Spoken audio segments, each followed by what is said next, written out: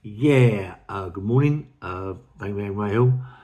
I was going to talk about some of the people that I've met in prison. I've got some people coming over this morning. I've had a shave, well, later as it happens, coming over to talk about the prisons that I've been in, the good ones, the bad ones, and want me to talk to them about what's going on in prison. And I always want to talk to them about Chelmsford Prison. Chelmsford Prison was one of the best prisons that I've been in yeah, through my sentence. And I think a lot of people, it was a different place. It was a place that wasn't treated like a prison. They treated you like men, which is one good thing. Chelmsford Prison, who did I have in there? I have my mate Togi Ludlow, Terry Millman, Mickey Blackmore, Peter Lyons, Roy Atkins, them sort of people. And then you go up a bit further, you got the old man Tibbsy, proper man Tibbsy, mate. Nice guy. You got young Jimmy Tibbs, hard man, mate. And used to train all the time, young Jim. We go to the cells, sit in the cells, Ronnie Bender. I love Ronnie Bender, mate. He was a gentleman. He was a proper gentleman, mate. Captain Bender, they used to call him. Everybody used to play cards in there. But Frankie Frazier, I was just sitting there. I never played cards. I was useless at cards, you know what I mean? Frankie Fraser wasn't really into cards. I think he'd have a game now and again, Kaluki or poker, a bit more Kaluki than anything. And, you'd sit there and you listen to Frank. If Frank had some stories, mate, and he was a man that you could sit there for hours and hours and hours, talk. You got a lot of people that like to listen to the stories that I talk about, other people talk about, the old timers, you know what I mean?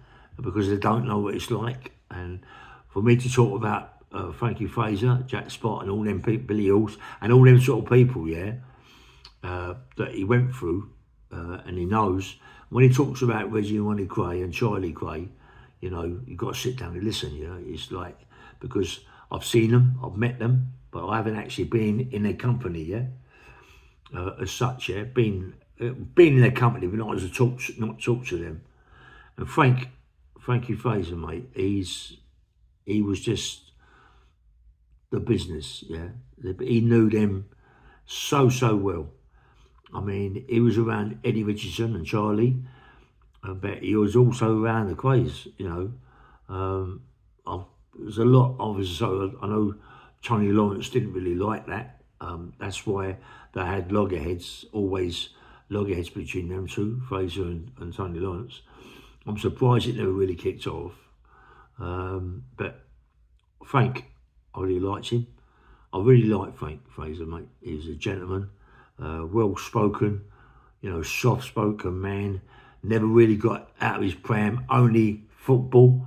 A couple of times he's come and smashed the whole wing up, because of football. And then he got chipped out. They buckled him up and sent him out, But Frank, I loved him, mate, And he was close with Reggie Cray. Even when Reggie Cray was he's on his deathbed as such, when he was in hospital, he didn't have long left. And Frank went to see him. You've got to understand that, Frank, he got memories, big memories of the Crays. Frank would never ever let you down. He was always there, I know a lot of people don't like Frankie Fraser. A lot of people don't like him because he don't care. He's very staunch, and and he don't give a monkey's what he says, to people. He just does what he does. He he could be 6'4", 24 stone. He don't care. He don't care, mate. He will tell you exactly where it is, where it comes from, and if you want it, he'll have it with you, dangerous man, but proper stories.